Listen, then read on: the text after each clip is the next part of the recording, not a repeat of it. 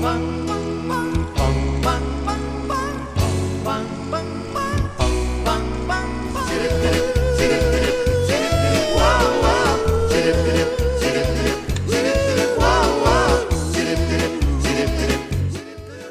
everybody, I'm Rene Ramos, director of the Lynn and Louis Wolfson II Florida Moving Image Archives, and this is Rewind, the show that looks back on Florida's past with historic film and video.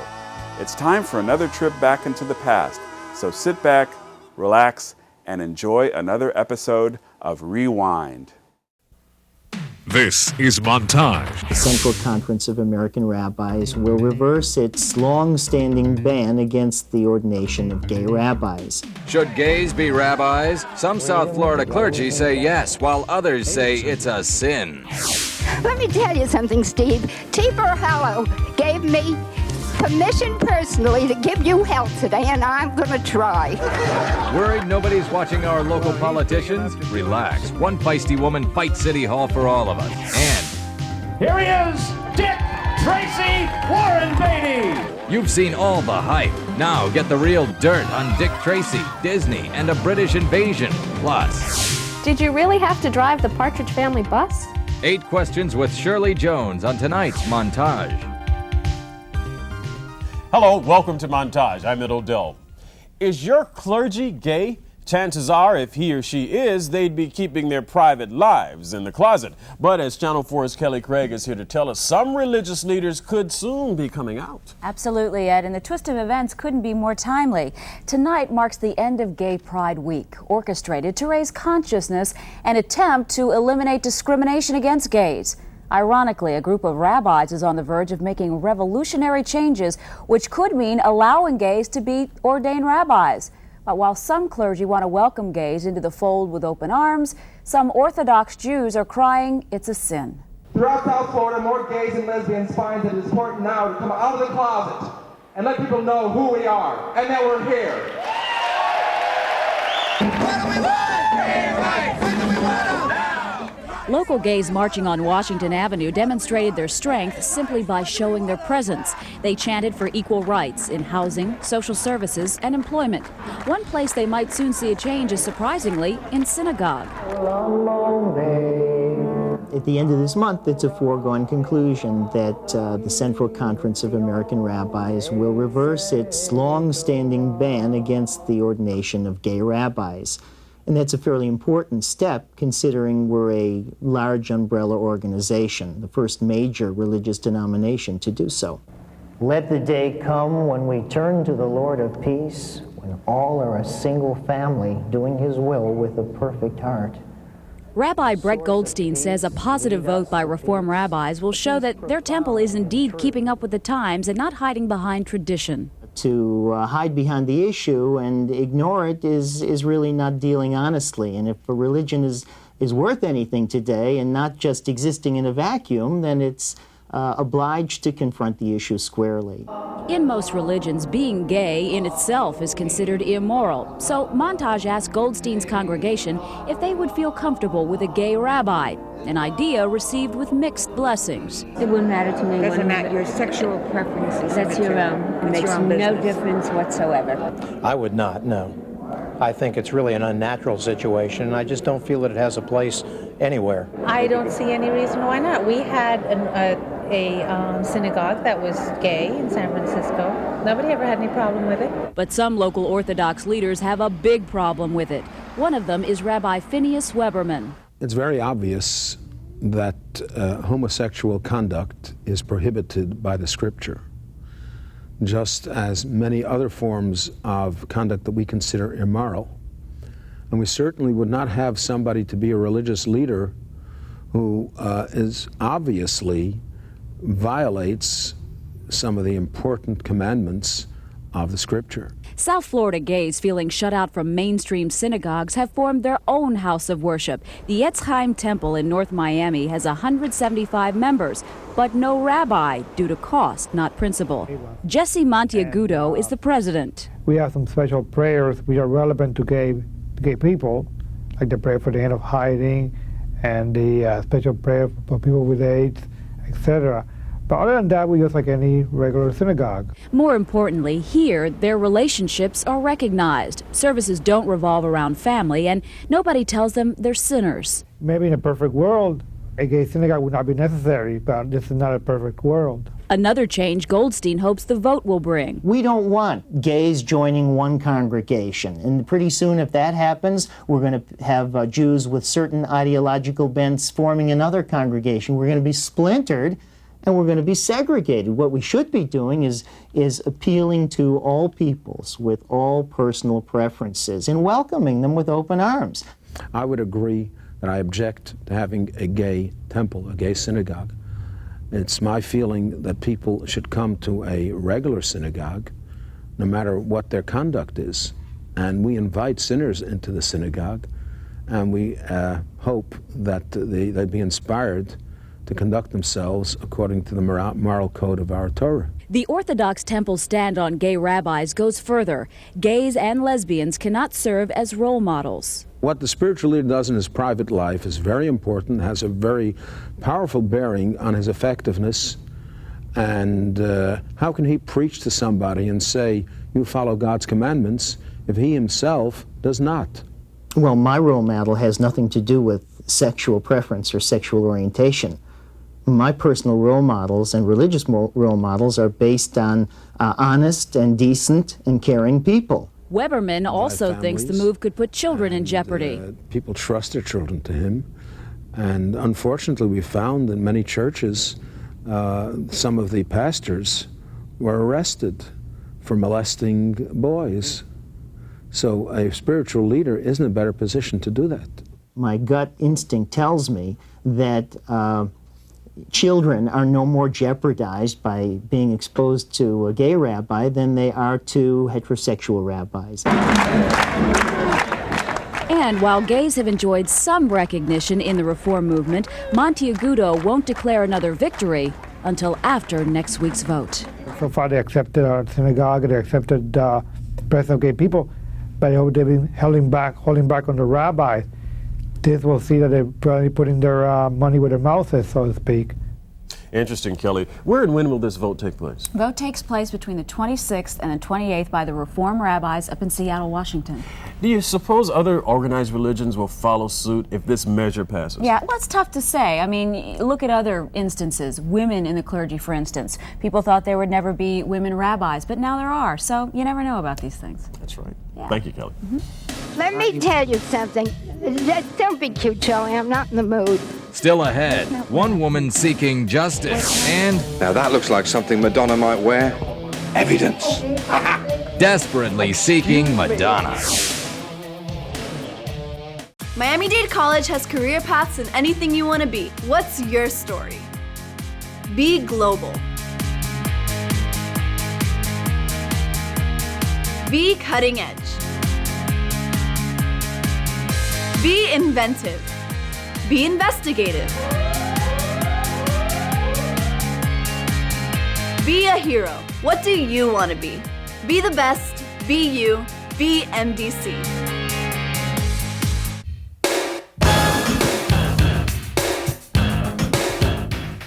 Now, I bet you wouldn't consider spending a day at the Dade County Commission meeting a whole lot of fun. Well, we found one feisty little lady that hates to miss them. Her name is Calstein, and she's a regular around the commission chambers. She feels it's her duty to stand up and be heard, even if it seems sometimes that no one's listening. Channel 4's Bonnie Anderson caught up with B, one woman who's never afraid to speak her mind. Let me tell you something, Steve. T. Burhallo gave me permission personally to give you help today, and I'm going to try. Well, he's big enough to do it himself. Where the hell is he? Like most of us, he's probably working and unable to come to a county commission meeting. But not B. Calstein. She never misses them or a chance for a good fight. Steve Clark once said to me, B, I listen to everything that you say because I never know what you're going to say next. T-Boy's going to give me hell today? No, all of you, not you per se. Okay. The whole bunch of you. People are tired of having their tax money wasted. Does her voice sound familiar? It should, because it's your voice. She's the champion of the little people. Her foes are wasted spending and unnecessary taxes. I walk down the street and I have people I never saw, wouldn't know if they approached me again, come over and say thank you and glad you're there to speak up for the little fellow. She supports herself by doing research for attorneys and realtors and the like, and is an avid reader. Her name is as well known in the halls of the commission as the commissioners themselves. Sometimes you got to come on a bit strong when people don't listen. You know that old statesman, Barney Baruch? Remember him? When he was questioned... Who is Barney Baruch? When he was questioned about people taking the Fifth Amendment, he said the only people that would take the Fifth Amendment, the only people that would hide, were those that had some reason to hide. Who is Let me tell you something. Don't be cute, Charlie. I'm not in the mood. I don't talk to the commissioners per se. That's not where I come from. What I'm trying to do is talk to the people behind me and make them aware of other aspects of a situation that's being discussed. And maybe I will arouse some of their thinking. Excuse me, ma'am, could you tell us who Barney Baruch is? Oh, was that you, Larry? Yeah, no, I was wondering who Barney Baruch was. You don't be cute. I would say. No, I just wondered who he was. Well, We're it now shows you 5 o'clock, everyone. It shows you how sorely lacking you are in knowledge of our country and the workings of it. I think the public is really aroused, and they're weary of what's going on. They're weary of the waste in government, and I think that these commissioners are really going to get the message. Although they have short memories, sometimes I think they forget. You guys never got the message in November, did you? That the people that were thrown off this commission were thrown off primarily because of the waste and the terrible expenditures with that idiotic metro transit service out there. And you won't find B standing on ceremony. She addresses all the commissioners on a first-name basis. Charlie, I like you. I'm sorry they pushed you into a corner on this situation. Thank you. Because the people here in this room... Thank you. You know, this is all being recorded, Charlie. I appreciate her concern. Yeah, I know that. What are you blushing for? I want to bring them down to my level so I can look at them eyeball to eyeball. I'm not going to have them sitting up there looking down at us. No way. We talk on the same level, man to man. I went out to the Koger Center. It took me 20 minutes longer to get there by Metro Rail than it did to get there by bus. When I came home by bus. So apparently, Ms. Calstein, you don't favor the extension. They're not there to intimidate the public. The public should be able to speak freely about anything that they want. Ho-hum. Here we go again. Now, don't you feel better knowing if you can't make it to the next commission meeting, B will be there for you. These meetings are not held when working people could come out, and you would see a different picture entirely, and you know it. And everybody sitting here knows it. Okay. Thank you. Thank you, Ms. Calstein. Adios. Stir the pot a little bit, don't I? Well, we asked the Dade County Commissioners to describe B in one word. Barbara Carey called her a watchdog. Barry Schreiber says she's delightful, and Mayor Steve Clark jumped in with a no comment. Where is David Cassidy today? Coming up, 8 questions with the Partridge Family matriarch. And up next, All this for Madonna and Warren Beatty? No, I couldn't do that. behind the hype of Dick Tracy mania. You mind if I call you Dick? MiamiDade College has career paths in anything you want to be. What's your story? Be global. Be cutting edge. Be inventive. Be investigative. Be a hero. What do you want to be? Be the best. Be you. Be MDC.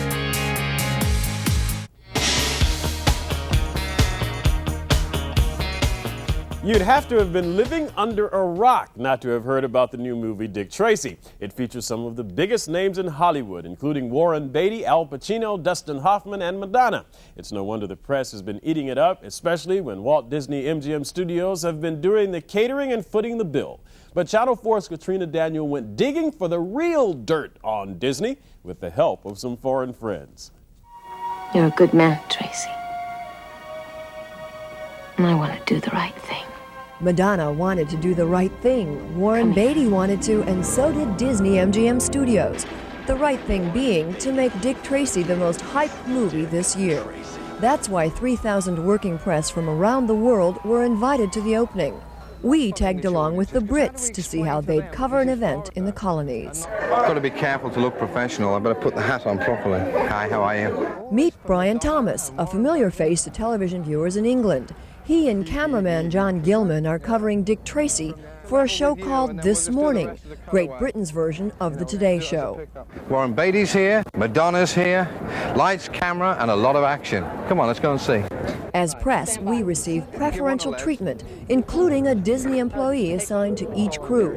We were assisted by Joe Kristolik, and Brian had Terry Ferrantine to help navigate his crew. I mean, we want to go shoot inside the walk through the animation part.